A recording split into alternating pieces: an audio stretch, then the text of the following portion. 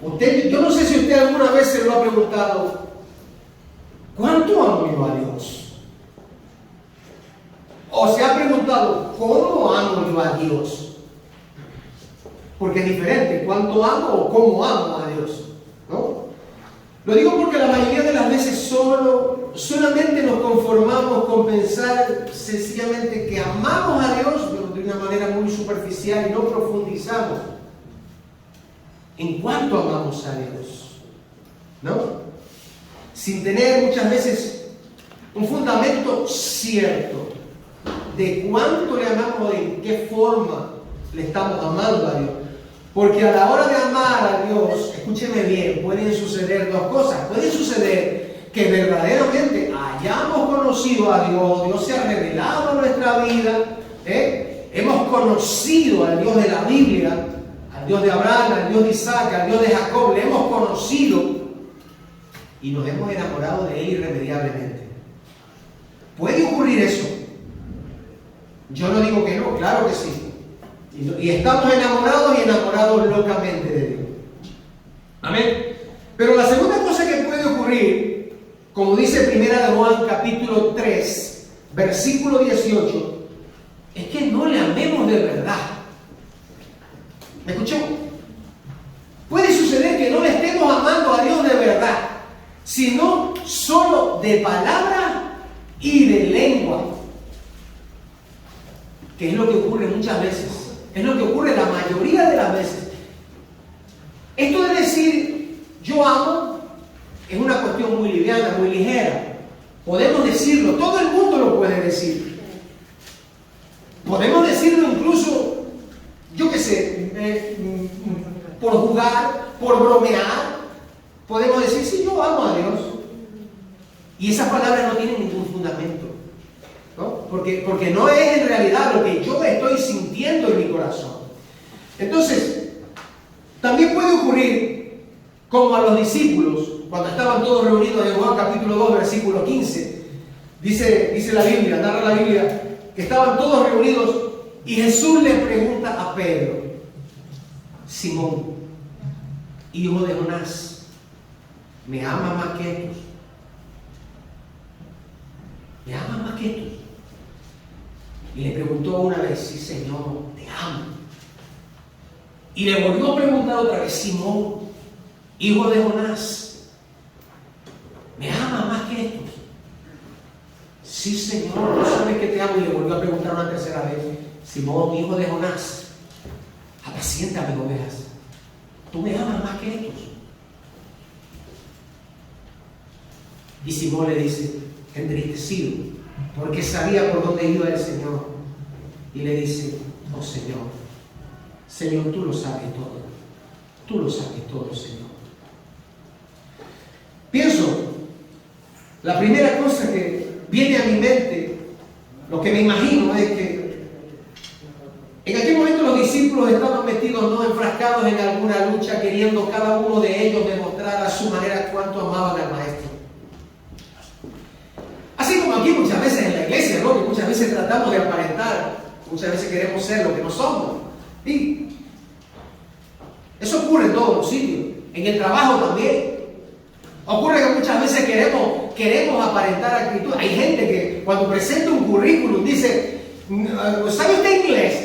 Sí, yo sé inglés. ¿Sabe usted francés? Sí, yo sé francés también. ¿Y sabe usted? Sí, yo sé todo. Pero en el momento en que ya entra a trabajar, esa persona no sabe nada, ¿no? Y ahí es cuando se pone a prueba todo. Y muchas veces, como digo, queremos aparentar, queremos vivir de la apariencia. Y eso es imposible. ¿Sabes por qué? Imposible, digo, cuando se trata de Dios. Porque, bueno, nosotros podemos dar una apariencia que puede ser muy real, muy cierta. Pero a Dios no le vamos a poder engañar. Cuando tenemos un problema, cuando estamos viviendo una circunstancia difícil, por más que nosotros digamos, no, todo está bien, a las mil maravillas, todo va bien, todo va genial, todo está fenómeno, todo va bien. Es victoria, pero estamos hechos pedazos. Eso es mentira. Tenemos que ser sinceros. Estoy luchando, hermano, luchando con mis debilidades, tengo muchos problemas, estoy viviendo muchas circunstancias difíciles, pero la mano poderosa de Dios me está sosteniendo. ¿Viste qué diferencia tremenda hay entre una cosa y otra? Hay una diferencia tremenda, ¿no? Y pienso que tuvo que haber sido vergonzoso para los discípulos en aquel momento cuando Jesús le dice a Simón, hijo de Jonás: Simón, ¿me amas más que esto? Imposible esconderle a Jesús lo que había en el corazón de cada uno de ellos. No era posible, ni las apariencias, ni lo que ellos pudieran decir o lo que ellos pudieran hacer, porque Jesucristo podía discernir, mucho más allá de las palabras, podía discernir los sentimientos. Y a él no le podían los discípulos esconder nada. Creo sinceramente que la pregunta de Jesús en aquel momento no era para avergonzar a Pedro, sino más bien era para que meditaran los discípulos y para que nosotros también hoy meditemos sobre si amamos verdaderamente a Dios, si cuánto le amamos a Dios, cómo le amamos a Dios. Yo me acuerdo que cuando yo era joven yo era muy loco. Pero en lo loco que era, bueno, yo acostumbrado a saltar paredes también y a hacer locuras por una chica. ¿Cuántos no han saltado paredes? ¿Cuántos no han abierto la puerta escondida y se han ido de la casa?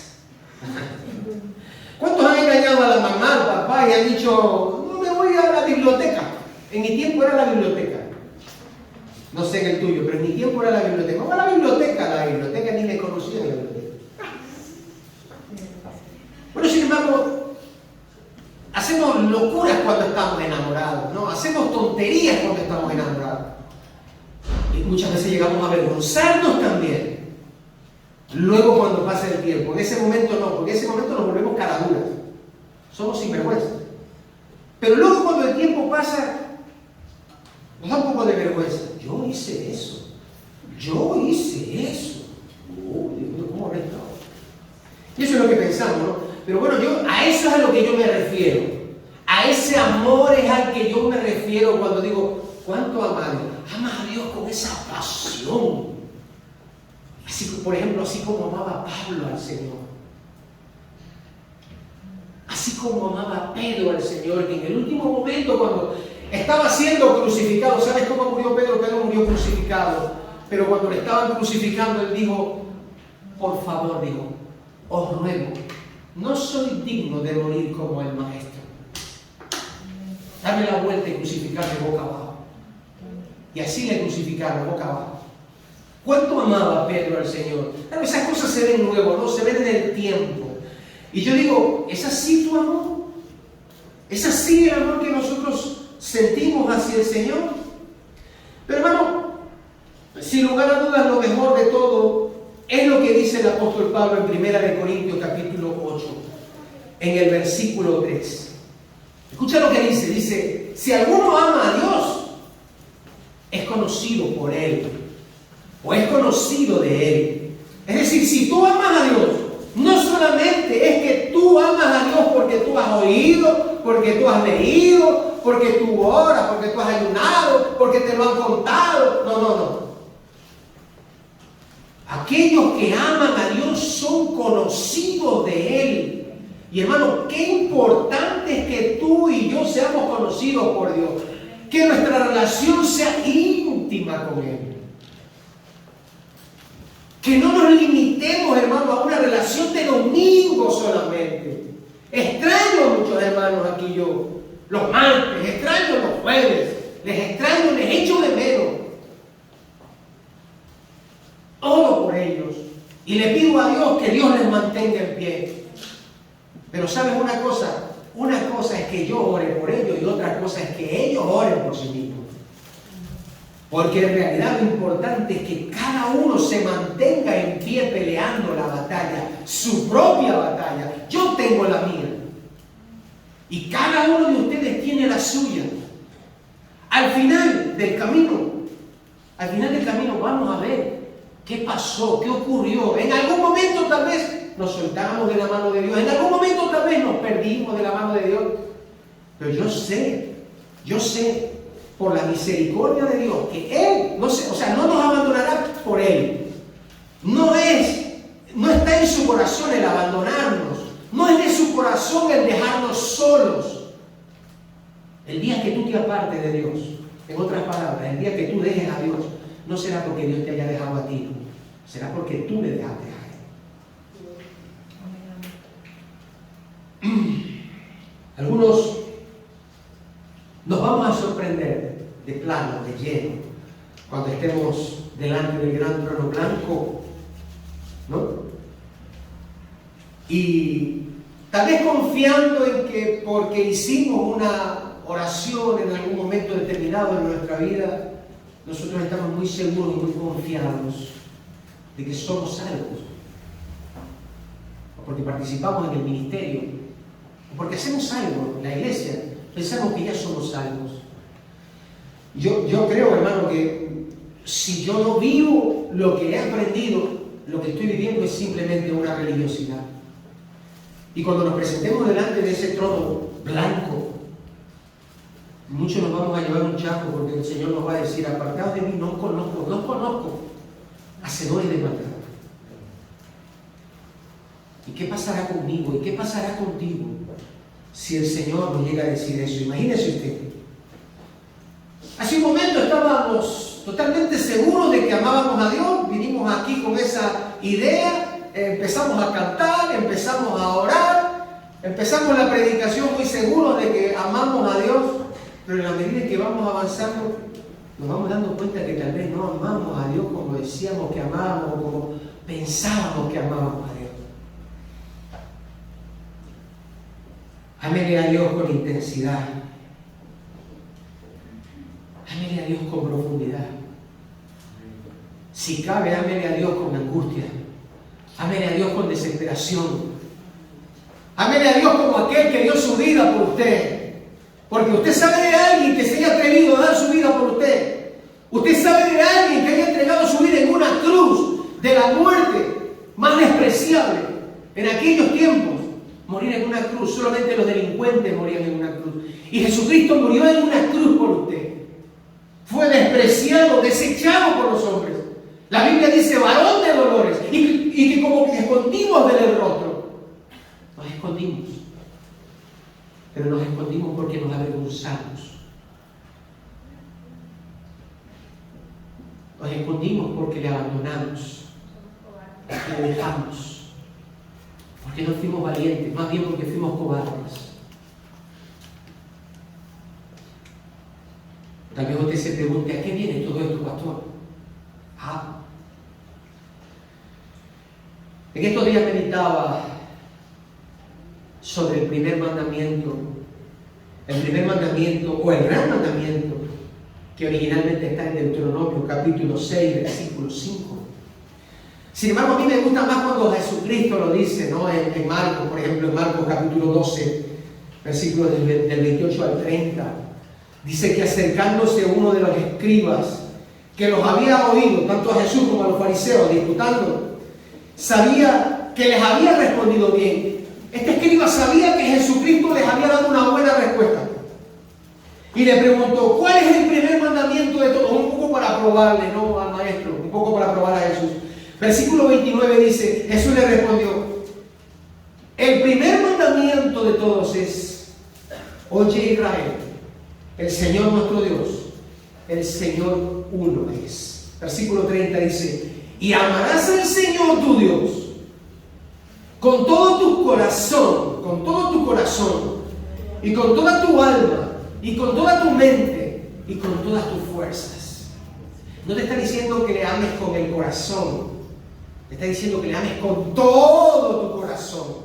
Le está diciendo que le ames con todas tus fuerzas, con toda tu mente y con toda tu alma. Le amamos así a Dios. Le amamos así a Dios. Pues yo te voy a decir una cosa y te digo con sinceridad: yo pensaba que amaba a Dios así.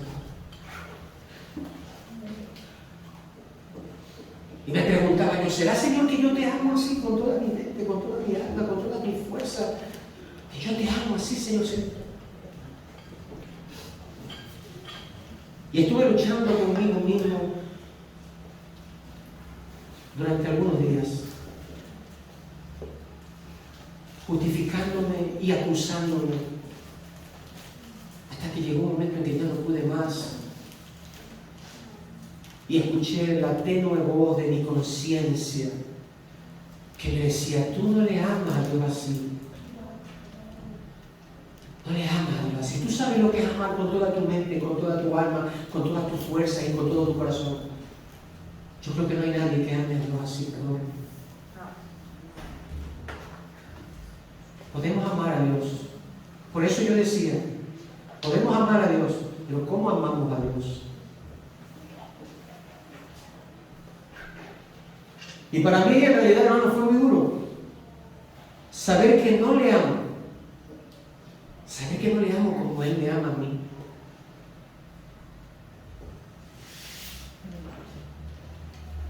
Yo no sé cómo tú lo veas, pero en realidad a mí me destrozó. Me sentí muy mal. Me vi como un egoísta, que lo soy, infiel, que lo soy, un pecador, que lo soy. Me vi de todas las maneras posibles y de la peor manera.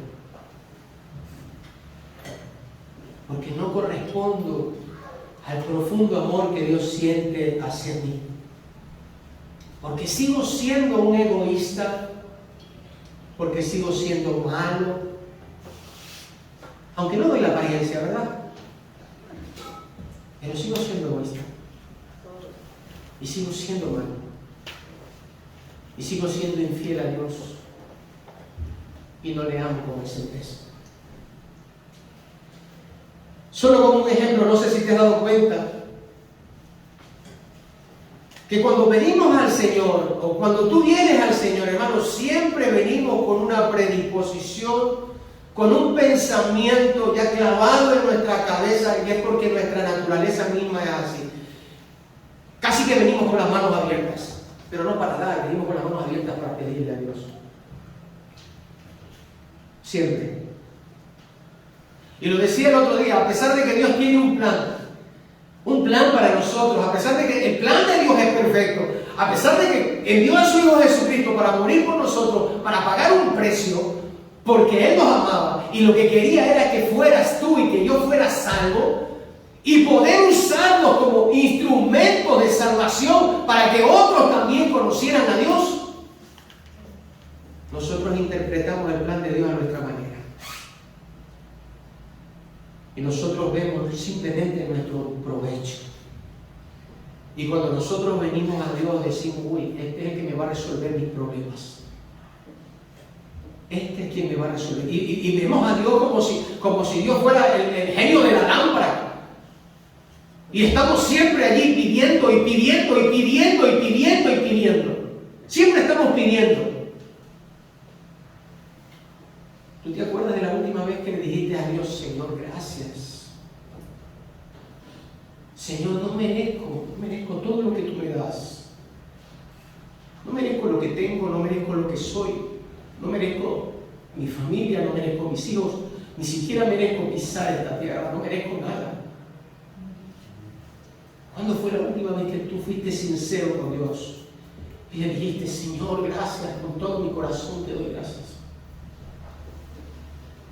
¿Cuándo fue la última vez que lo hiciste? Hermano, no es mi intención ni ofenderte ni lastimarte, porque yo sé que hay gente sensible y que se puede ofender y que se puede lastimar. No es mi intención herir.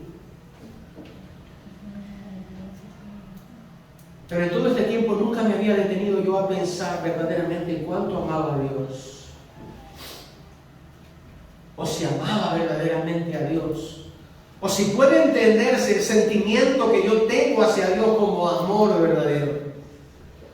Entonces el Señor me llevaba concretamente a la palabra, a 1 Corintios capítulo 13, versículos del 4 al 7.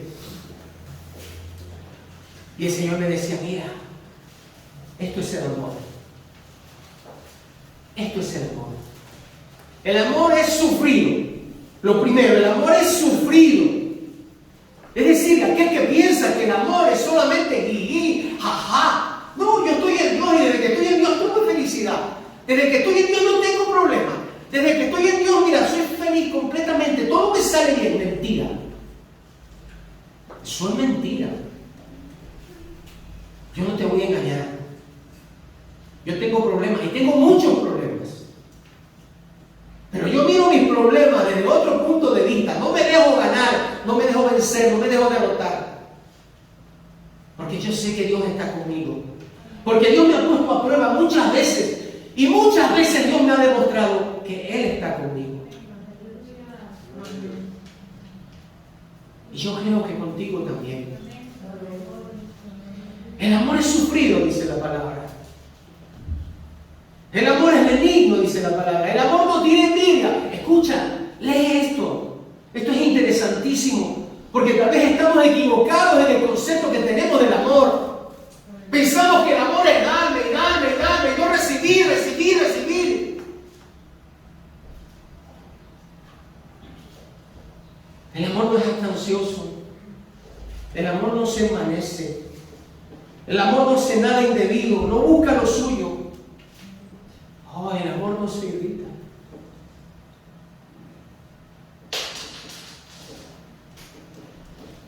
El amor no guarda rencor. El amor se olvida de los problemas. El amor se olvida de los desencuentros, de las luchas, de las diferencias.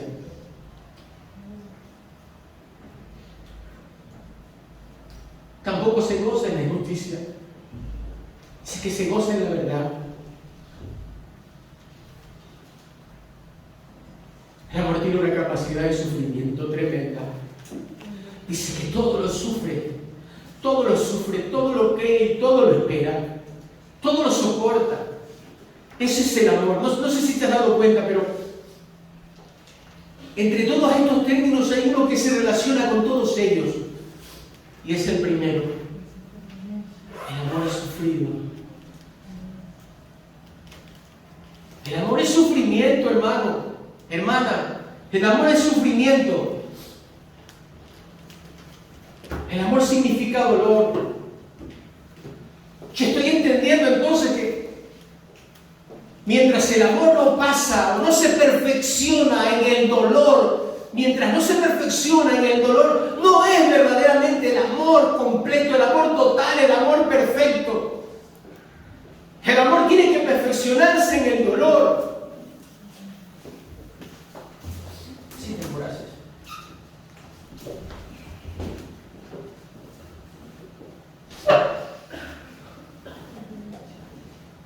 Si no, pregúntale a Cristo. Si sufrió o no sufrió en la cruz por amor. ¿Qué pasó con Él en la cruz? ¿Lo estaba disfrutando? ¿Lo estaba gozando en la cruz? Ah, hermano, el amor es sufrimiento. El amor duele. El amor tiene que doler. Como decía hace un rato, cuando éramos jóvenes éramos locos y hacíamos locuras. Y en algún momento de eso, cuando éramos jóvenes, seguramente que tienes que acordarte de decir, ay, me duele el corazón de tanto amor. Me duele hasta la barriga, me duele todo, me duele hasta de doler nos duele hasta el bolsillo, todo nos duele por amor. Y es que tiene que dolerte. Tiene que dolerte, hermano. Hablando de bolsillo, viene a mi mente una predicación hace 15 días atrás, hace un par de semanas, cuando hablaba de David, cuando David censó al pueblo. ¿Tú te acuerdas? Dice que, bueno, David tenía un gran ejército y David censó al pueblo para saber cuántos hombres dispuestos a empuñar espada tenían, cuántos guerreros tenían, pero dice que eso no le agradó a Dios. Y dice que Dios envió a un profeta y le dijo, has cometido anatema. El que me manda, que era Dios, le dice el profeta, el que me manda te pide que decidas entre estas tres cosas. ¿Qué quieres? ¿3 años de hambre? 3 meses en las manos de tus enemigos, que lo que significaba era perder batalla delante de los enemigos. O 3 días en las manos de Jehová, que significaba una peste, una plaga. Y David dijo, Dios me libre de caer en manos de mis enemigos. Yo prefiero estar en las manos de Dios, que Dios es misericordioso. Pero aún Dios en su misericordia cobró esta afrenta bastante cara. 70.000 personas murieron. Hablo de 70.000 vidas. Pero este profeta también trajo otro mensaje a David. Y le dijo, construye un altar en la era de Ornán, un altar para Jehová, y cesará la mortandad. Y entonces David se apresuró a buscar a Ornán y le dijo, te ruego que me vendas tu era. ¿Saben lo que es la era, no? La era es el sitio donde se trilla el trigo, donde se azota el trigo y luego se lo esparce para que se separe el trigo de la cascarilla, ¿no? Y entonces David le dice, véndeme por justo precio, ponle un precio justo. Y Ornán le dice, no, si lo que yo te lo doy, no te lo voy a cobrar, te lo regalo, rey, porque tú eres el rey. Y no solo eso, sino que te voy a dar también los becerros para que tú ofrezcas el holocausto. Y David le responde, no, porque yo te lo compraré. Dice, yo te lo compraré. Esto está en Primera de Crónicas 21:24. Yo te lo compraré por un precio justo. No quiero que me lo regales, porque no tomaré para Jehová lo que es tuyo, ni ofreceré a Jehová sacrificio que no me cueste. ¿Saben lo que está diciendo David? Yo no voy a ir allí con una ofrenda que no es mía. Yo no voy a presentar, en mi país decimos cada uno baila con su pañuelo. En otras palabras, lo que estaba diciendo es, yo no voy a bailar con tu pañuelo. Yo tengo que bailar con el mío. Es decir, el holocausto que Dios me está pidiendo, el sacrificio que Dios me está pidiendo, me tiene que costar a mí, me tiene que costar de mi bolsillo. Tengo que sentirlo, me tiene que doler. Nos va a doler. Pero eso es amar a Dios. Eso es amar a Dios. David lo entendió así. Esto verdaderamente habla bien de David. Habla de la generosidad de David, porque David también pudo haber cogido tanto los bueyes como la tierra y haber dicho, está muy bien, yo aquí cojo y levanto porque este hombre me lo regaló, es lícito, es mío. Pero sin embargo él dijo, no, me tiene que costar a mí. Porque el que va a ofrecer el sacrificio soy yo. David lo entendió muy claramente. Si yo voy a ese lugar y ofrezco un holocausto con algo que no es mío, el sacrificio no es mío. Y las almas, las vidas de las personas están en juego. La mortandad tiene que parar. Es decir, si me tiene que costar, me va a costar. Muchos de nosotros pensamos comprar un coche. Compramos un coche, compramos ropa, nos vamos a comer, nos vamos de vacaciones, gastamos dinero. Y muchas veces no queremos que nos cueste. ¿Sabes que ofrendar es adorar a Dios? ¿Sabes que entregarle diezmo al Señor es adorarle también? ¿Lo sabías? ¿Y de Jesús? ¿Y de Jesús qué dice la Biblia? En Hebreos capítulo 5, versículo 8, dice que aunque era hijo, escucha bien, aunque era hijo de Dios, tuvo que padecer, fue necesario que padeciera. Ese tuvo implica un deber, tuvo, no hay otra manera, no había otra salida. Jesucristo tuvo que padecer, era necesario que padeciera. Tuvo que sufrir en sus carnes para aprender obediencia. Versículo 8, versículo 9 dice, Y habiendo sido perfeccionado, ¿perfeccionado en qué? En el dolor, perfeccionado en el sufrimiento. Vino a ser autor de eterna salvación para todos los que le obedecen. En otras palabras, hermano, había que preguntarle a Jesús si amar duele. Amén. Tal parece que el profeta Miqueas sentía lo mismo, ¿no? O sea, estas personas, hermano, en aquel tiempo sabían perfectamente la necesidad de la adoración a Dios, pero con algo mucho más que las palabras. Algo mucho más que las palabras. Porque, hermano, está bonito cuando decimos, oh Señor, te alabamos, te adoramos, te bendecimos, Señor. Eso es tan bonito. Pero verdaderamente nos tiene que costar. Y el profeta Miqueas en el 6, versículo 6 dice, ¿con qué me presentaré? Mira, fíjate, estás preocupado. ¿Con qué me presentaré ante Jehová? Dice, y adoraré al Dios Altísimo. ¿Me presentaré ante Él como holocaustos? Tenía dudas, ¿no? ¿Con becerros de un año? Versículo 7. ¿Se agradará Jehová de millares de carneros o de 10,000 arroyos de aceite?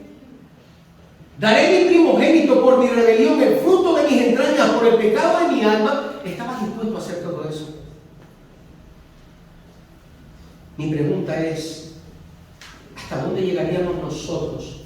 ¿Hasta dónde llegarías tú para agradar a Dios? ¿Hasta dónde podemos llegar? ¿A venir a la iglesia? Está bien. Está bien. Pero sí vemos una cosa, que era una condición el no presentarse con las manos vacías delante de Dios. Era una condición necesaria presentarse delante de Dios con las manos llenas, tener algo en las manos que ofrecerle a Dios. Amén. La cuestión es si somos nosotros generosos, porque la predicación es para nosotros. ¿Somos nosotros generosos con Dios? ¿Cuánto amamos a Dios? ¿Se puede traducir en algo ese amor a Dios? ¿En sacrificio? ¿En dolor? ¿En sufrimiento? Sinceramente, lo que sucede es que muchas veces somos austeros. Austeros. No todo el mundo, no. Aquí yo he visto mucha generosidad. Aquí he visto yo mucha generosidad. Pero como decía hace un momento, es verdad, ciertamente puede llegar el momento en que nos cansemos de ser generosos. Puede ocurrir. Pues esa generosidad fue la que experimentó David. David lo sintió en su corazón que tenía que ser generoso con Dios. Él sintió en su corazón un anhelo ferviente de construir un templo para Dios. En 2 de Samuel, capítulo 7, todo el capítulo habla sobre eso. Sin embargo, Dios le respondió, ¿tú me has de edificar casa en que yo more? O sea, la idea de Dios en realidad, si tú lees el capítulo 7 te vas a dar cuenta que la idea a Dios no le molestó. A Dios lo que le preocupó fue quién le construyera el templo. Porque luego, más adelante, en Primera de Crónicas, capítulo 22, versículo 7, la palabra misma nos revela, y David lo dice a su hijo, hablando con su hijo Salomón, le dice, versículo 7, capítulo 22 de Primera de Crónicas, dice, y dijo David a Salomón, hijo mío, en mi corazón tuve el edificar templo al nombre de Jehová mi Dios. En mi corazón lo sentí. Sentí en mi corazón ese anhelo ferviente de levantar un templo para el Señor. Versículo 8, mas vino a mí palabra de Jehová diciendo, tú has derramado mucha sangre y has traído grandes guerras. No edificarás casa a mi nombre. Ese era el motivo por el que David no podía edificar el templo de Jehová. Dice versículo 9, he aquí un hijo te nacerá, y eso fue promesa de Dios para él, para David. He aquí un hijo te nacerá, el cual será varón de reposo, porque yo le daré quietud de todos sus enemigos en derredor. Por tanto, su nombre será Salomón, y yo daré paz y reposo sobre Israel en su día. Versículo 10. Él edificará casa a mi nombre. Él me será a mí por hijo, y yo le seré por padre. Y afirmaré el trono de su reino sobre Israel para siempre. Amén.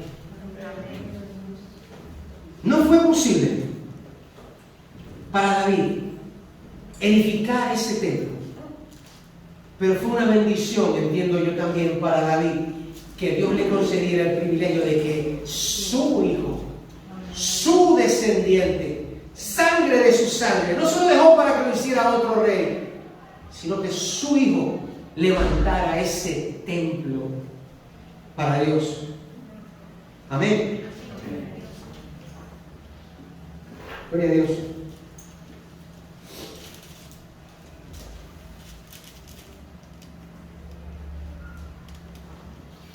Y David hizo ese templo. David levantó ese templo. Del rey David tenemos que aprender la solicitud. Del rey David tenemos que aprender la generosidad. Del rey David tenemos que aprender la disposición de su corazón. Ese fervor que había en él para servir a Dios. Ese David que hizo cosas tremendas, como que instauró en aquel tiempo fue un nuevo tiempo en realidad. Él instauró a los adoradores, a los cantores en el tabernáculo de Jehová. Él también llevó músicos al tabernáculo de Jehová. Y además él instauró también la adoración permanente en el templo, de día y de noche. Todos los días del año, los 365 días del año. Eso fue lo que llevó David. Una reforma espiritual tremenda para el pueblo de Israel. Este mismo David en el Salmo 69:9 es el que dice: el celo por tu casa me consume. Hermano, la palabra es para que aprendamos. La palabra es para que aprendamos. Y cuando dice David, el celo por tu casa me consume, ¿qué es lo que David está diciendo? Oh Señor, para mí lo más importante es tu casa. Señor, para mí no hay nada más importante que tu casa. Señor, tu casa para mí es lo primero. Ese mismo David es el que dice: una cosa he demandado, Salmo 27:4. Una cosa he demandado a Jehová, esta buscaré, que esté yo en la casa de Jehová todos los días de mi vida, para contemplar la hermosura de Jehová y para poder inquirir en su templo, es decir, para poder buscar la presencia. ¿Para qué es el templo? Para buscar la presencia de Dios, para inquirir en él.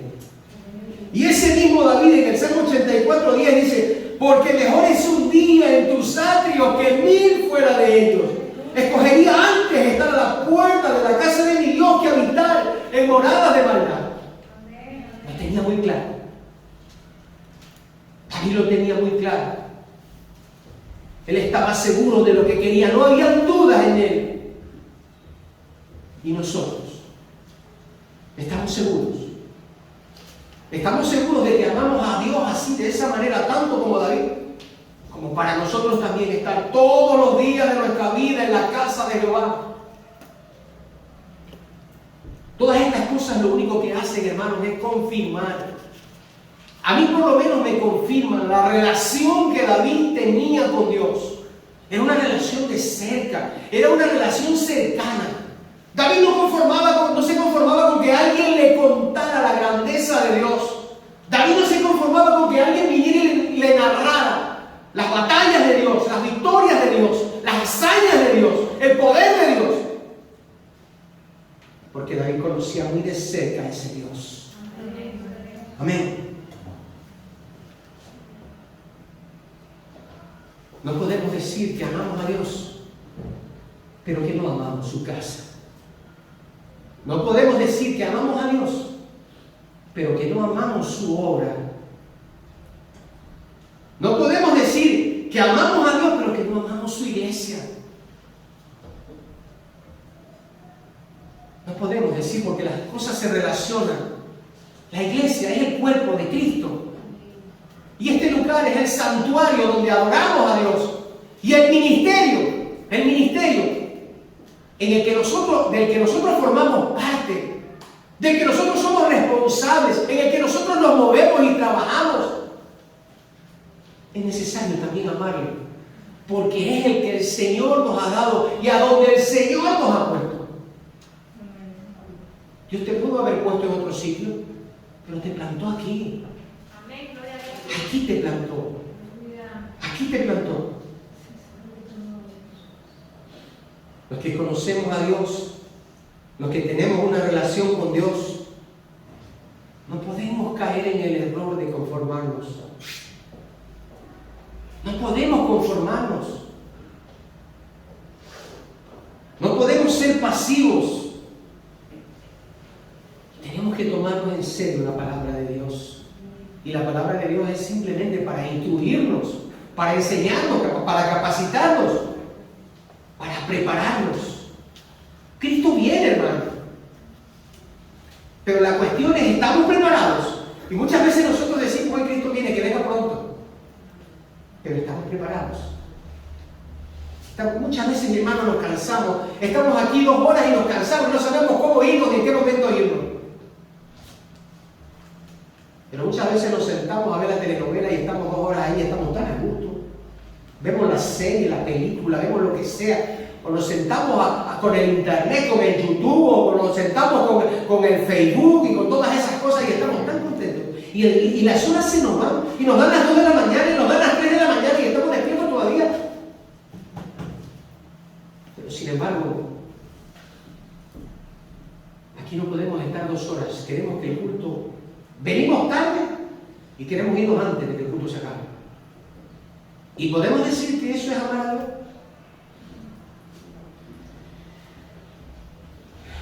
¿Sabes una cosa? Mira, leyendo la palabra encontraba una situación en Apocalipsis capítulo 3. La iglesia de Sardis, desde el 1, dice, escribe al ángel de la iglesia en Sardis, el que tiene los 7 espíritus de Dios, el que tiene las 7 estrellas, dice esto. Mira lo que dice. Y le dice a la iglesia, y me lo dice a mí, para que yo te lo diga a ti. Yo conozco tus obras, que tienes nombre de que vives, pero estás muerto. Solo tienes nombre de vivo. No sé, Jaimito, Gabrielito, el que sea. Pero estás muerto. Versículo 2. Sé vigilante y afirma las otras cosas que están para morir. Es decir, que ya habían cosas que estaban muertas en la vida de esta gente de la iglesia de Sardis. Era una iglesia que se estaba muriendo de a poco. De a poco se estaba muriendo. No sé, faltaba algo. Tal vez faltaba relacionarse entre hermanos. No, yo no voy al culto. No, yo no voy a la comida. No, yo no voy a esto. No, yo no voy a lo otro. No, mira. Así se va apagando el amor, ¿sabes? El amor es algo que se cultiva.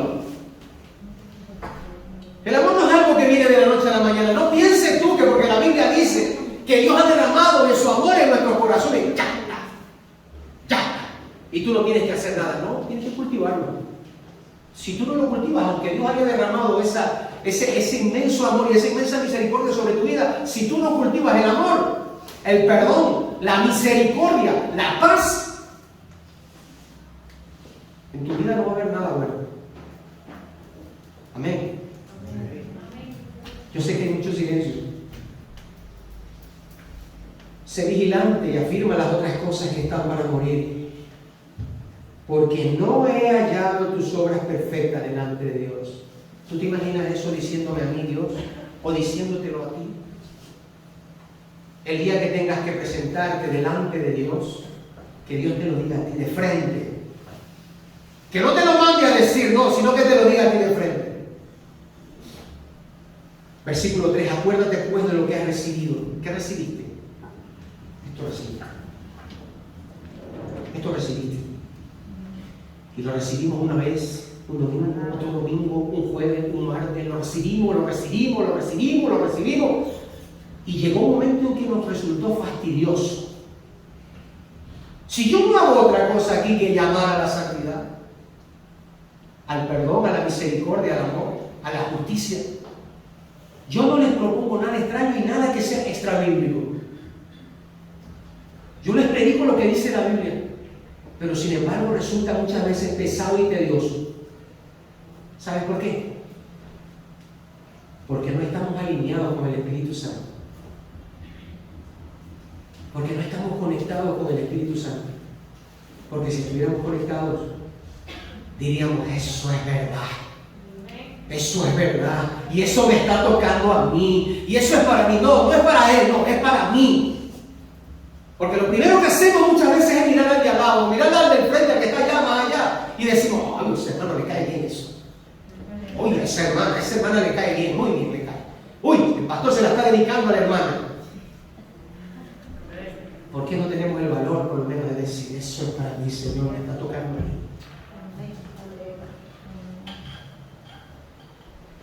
Versículo 4, pero tienes unas pocas personas en Sardis,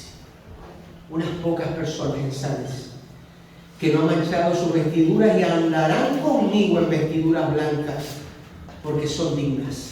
Y si yo preguntara, ¿cuáles son esas personas que no han manchado sus vestiduras? ¿Podría alguno decir amén? Por favor, dígame. Dígalo con ganas, dígalo con fuerza. Levante la voz. Que no le dé vergüenza, dígalo. Amén. El que venciere será vestido de vestiduras blancas. Y no borraré su nombre del libro de la vida. Y confesaré su nombre delante de mi Padre y delante de sus ángeles. Dice, no borraré su nombre. Es decir, lo tiene escrito. Pero hay peligro de que sea borrado. Versículo 6. El que tiene oído, oiga lo que el Espíritu dice a las iglesias. Hermano, mira. Tal parece que la iglesia, en vez de crecer, en vez de ir para adelante y en vez de madurar, se estancó. En algún momento se estancó. ¿Saben lo que pasa muchas veces? Que nos confiamos. Llegamos a confiarnos tanto. Yo ya soy salvo. No, yo ya hice todo lo que tenía que hacer. Precisamente eso era lo que pensaba la iglesia de Sardis, y dejaron de estar vigilantes por su salvación. Dejaron de cuidar la salvación. ¿Sabe lo que dice la Biblia sobre la salvación? Dice cuidar esta salvación tan grande. Hay que cuidarla. O sea, no hay que dejarla abandonada, no hay que dejarla desprotegida, hay que cuidarla. Lo he dicho muchas veces, no sirve de nada que tengamos una buena doctrina, querido. No sirve de nada que tengamos una buena doctrina o que enseñemos aquí una buena doctrina si no la vivimos. Es necesario vivirla. Hermano, cuando Israel salió de la cautividad de Babilonia, Dios le encomendó una tarea muy importante, y fue la de restaurar el templo. Así que apenas llegó Israel a Jerusalén, empezaron ellos la reconstrucción del templo. En el año 535 antes de Cristo. O sea, como tú sabes, toda escoba nueva barre bien. Cuando llegaron, se metieron todos de cabeza en la reconstrucción del templo. Pero dice que poco a poco ellos fueron dejando esas ganas. Se fueron cansando y lo fueron dejando. Llegó el año 535, llegó el año 520. Pasaron 15 años parado, quedó la obra abandonada,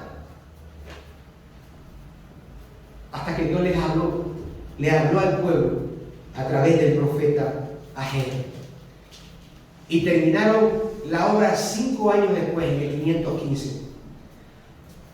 ¿Por qué tardaron tanto? ¿Por qué el pueblo tardó tanto en reconstruir el templo? Yo te lo voy a leer, te lo voy a decir por qué. Es cierto que en algún momento tuvieron la oposición, según el libro de Esdras, tuvieron oposición. Hubo oposición. Pero luego el pueblo llegó a conformarse. Ageo, capítulo 1, versículo 2. Así ha hablado Jehová de los ejércitos, diciendo: este pueblo dice, no ha llegado aún el tiempo de que la casa de Jehová sea reedificada. Fíjate, el plan de Dios era: yo les libero, ustedes vayan, reconstruyan el templo.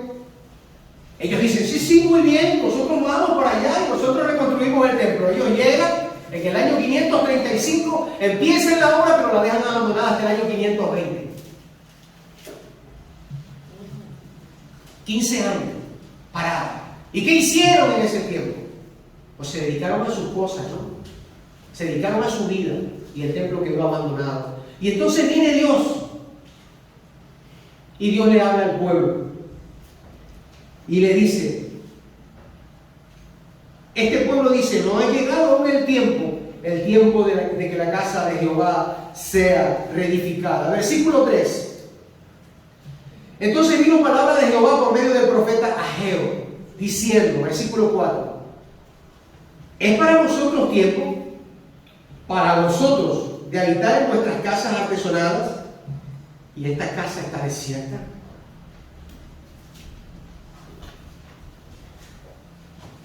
Versículo 5. Pues así ha dicho Jehová de los ejércitos: meditad bien sobre vuestros caminos. Sembráis mucho y recogéis poco. Coméis y no saciáis. Bebéis y no quedáis satisfechos. Os vestís y no os calentáis. Y el que trabaja a jornal recibe su jornal en saco roto. Muchas veces decimos nosotros, no, yo no diezmo porque es que se me descompleta el dinerillo. Se me descompleta. Y pensamos que lo vamos a tener completo. ¿Sabes por qué vivimos en necesidad? Porque no somos legales con Dios. Por eso vivimos en necesidad. Eso es lo que le está diciendo el Señor al pueblo. Eso es lo que le dice el Señor al pueblo. Trabajas y tu sueldo se va como si fuera en un saco roto. No sabes ni por dónde se va. No sabes ni cómo se va. No sabes ni cómo se gasta. Eso es lo peor de todo. Y no sabemos que lo que estamos haciendo es defraudando muchas veces a Dios. Estamos defraudando a Dios. Estamos intentando engañar a Dios. No lo conseguimos, no lo vamos a hacer. Porque Dios sabe perfectamente. ¿Te acuerdas lo que decíamos sobre Simón? Simón, ¿me amas más que estos? Es que Dios lo sabe todo. Y ese es el gran problema que nosotros tenemos. Dios lo sabe todo. Dice que el pueblo se dedicó a lo suyo, yo qué sé, a la pesca. Así como nosotros que nos vamos al cine, trabajamos 12 horas, llegamos cansados a la casa y decimos, no quiero ir a la iglesia. ¿Qué es? Estoy cansado, tengo que descansar también. No hemos entendido que nos debemos a Dios. No hemos entendido que ya no somos nuestros, como dice en 1 Corintios el apóstol Pablo. No somos nuestros, no sois vuestros, le pertenecéis a Él. Pero yo me imagino lo duro que habrá sido más bien para Moisés el lidiar durante 40 años con gente que no tenía fe. Y es contraproducente, ilógico, porque el pueblo de Israel estuvo clamando a Dios cuando el látigo de Egipto arreciaba contra ellos. Y ellos tenían que trabajar jornadas interminables al sol construyendo ciudades para los egipcios. Y ellos clamaron a viva voz, dice la palabra, y Dios desde los cielos les escuchó y les mandó un libertador. Y cuando Moisés llegó y les dijo, Dios me ha dicho que les lleve a la tierra prometida, y ellos dijeron, ¿qué? ¿Tú?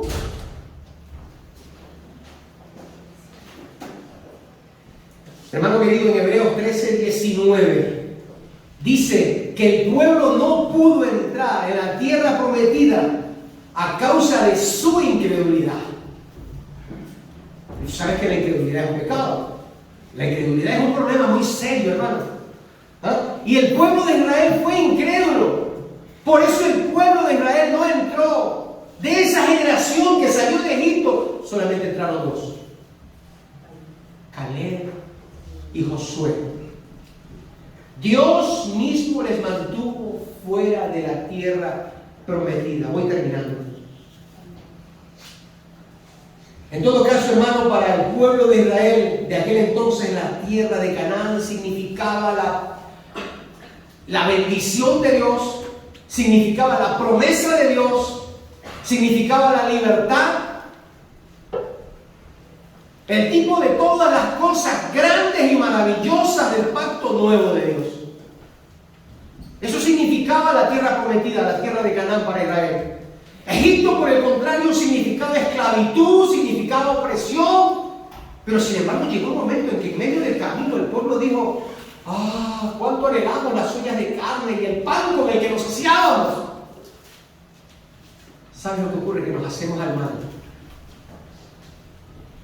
Anhelaban la libertad, clamaban a Dios por la libertad, por ser libres, y llegó un momento en que cuando iban camino a la libertad, el pueblo dijo: ¿cómo pudiéramos regresar? ¿Cómo pudiéramos volver? ¿Por qué nos has traído, Moisés, a este desierto? Nos has traído aquí para que muramos en medio del desierto. Ellos no entendieron. Y pienso lo duro que habrá sido para ese hombre caminar durante 40 años con gente que no le creyó, con gente incrédula,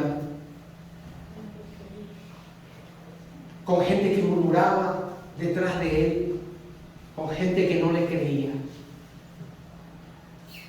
Y sin embargo Moisés le decía: allá está la tierra prometida, allá es a donde vamos.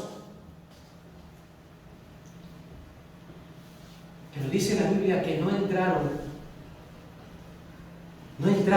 porque fueron incrédulos. Y nosotros tenemos que cuidar nuestro corazón de esa incredulidad. En esta mañana yo quiero decirte: hacia allá vamos. Hacia la tierra que Dios nos prometió.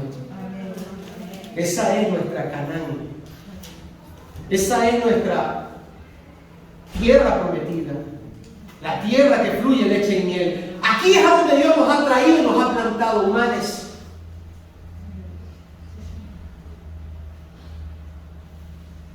Yo no sé si Moisés en algún momento sintió ganas de salir corriendo, pero yo también, yo sí he sentido ganas de salir corriendo de aquí. Cuando muchas veces veo la incredulidad, cuando veo las dudas. Pero la misericordia de Dios me sostiene aquí. Y yo os pido confiar en Dios. Yo os digo esperar en Dios. Yo os digo, Dios quiere daros la tierra prometida. Dios os la quiere dar. Pero ustedes tenéis que hacer algo también. Tenéis que bregar. Tenéis que caminar. Tenéis que comer las codornices. Y tenéis que comer el pan que cae del cielo. Pero Dios quiere bendecir. Pero tenéis que trabajar. Porque a la tierra prometida se llega trabajando. No se llega gratis. El pueblo de Israel se esforzó y no llegó. Llegaron los hijos de los que salieron. ¿Qué quieres tú? ¿Que lleguen tus hijos y no tú? Yo no sé tú. Pero yo voy a hacer todo lo que esté en mi mano. Y voy a esforzarme todo lo que yo pueda. Para poder dejar ese legado y para poder llegar a la tierra que Dios nos ha prometido. Amén.